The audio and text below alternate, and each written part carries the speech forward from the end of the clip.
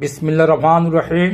আসসালামু আলাইকুম প্রিয় ছাত্রছাত্রীবৃন্দ, আজকে আমরা উপমান কর্মধারয় সমাস এবং উপমিত কর্মধারয় সমাস নির্ণয় করার একটি সহজ পদ্ধতি অবলম্বন করব ইংলিশ সেন্টেন্সের মাধ্যমে। যেমন, টিথ আর অ্যাজ হোয়াইট অ্যাজ আইস, দাঁত তুষার বা বরফের ন্যায় শুভ্র বা সাদা। এখানে কাকে তুলনা করেছে? দাঁতকে। দাঁত হচ্ছে উপমেয় পদ আর বরফ হচ্ছে উপমান পদ। শুভ্র বা সাদা হচ্ছে এখানে সাধারণ গুণ বা বিশেষণ বা অ্যাডজেক্টিভ।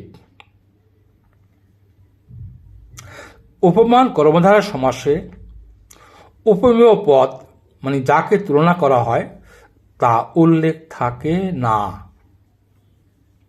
সমাসের ক্ষেত্রে যেমন লেখা হয়, তুষারের ন্যায় শুভ্র, তুষার শুভ্র।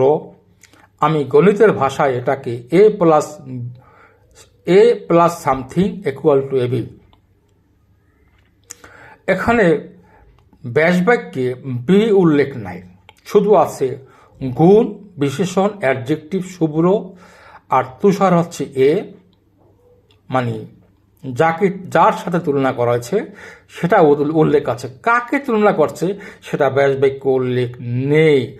যেমন কল্পনা করো, তুষারের ন্যায় শুভ্র দাঁত ইকুয়াল টু তুষার শুভ্র দাঁত। তুষারের ন্যায় শুভ্র চুল ইকুয়াল টু তুষার শুভ্র চুল। তুষারের ন্যায় শুভ্র জামা ইকুয়াল টু তুষার শুভ্র জামা। এখানে এই যাকে তুলনা করা হয় সেটা অনির্দিষ্ট, আর যার সাথে তুলনা করা হয় সেটা নির্দিষ্ট বা ডেফিনিট। তা তুষারের ন্যায় শুভ্র, তুষার শুভ্র। তুষার শুভ্র হচ্ছে একটা উপমান কর্মধারয় সমাস।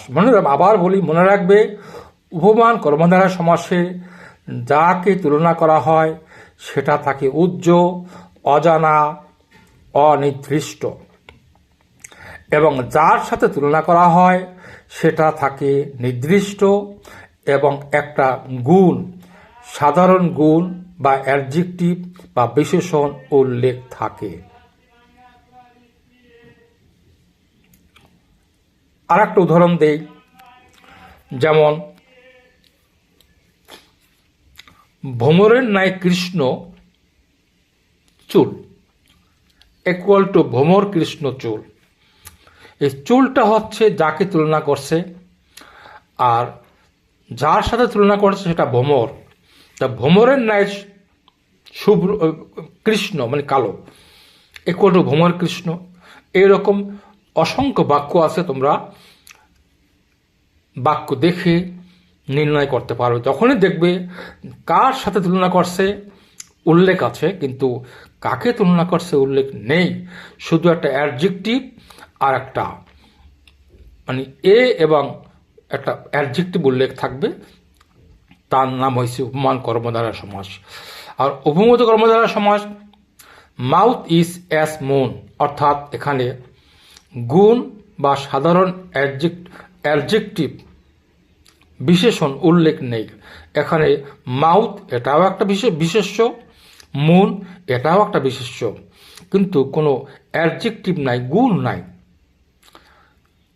মানে মুখ আর চাঁদ, মুখ চাঁদের মতো, এখানে কোনো গুণ বা অ্যাডজেক্টিভ বা বিশেষণ নেই। সো মুখ, মাউথ বা মুখ হচ্ছে উপমেয় পদ আর মুন হচ্ছে চাঁদ হচ্ছে উপমান পদ। তাহলে কি হলো? তাহলে এটার ব্যাসবাক্য হবে মুখ চন্দ্রের ন্যায় ইকুয়াল টু মুখ চন্দ্র। এটা হচ্ছে উপমিত কর্মধারয় সমাস।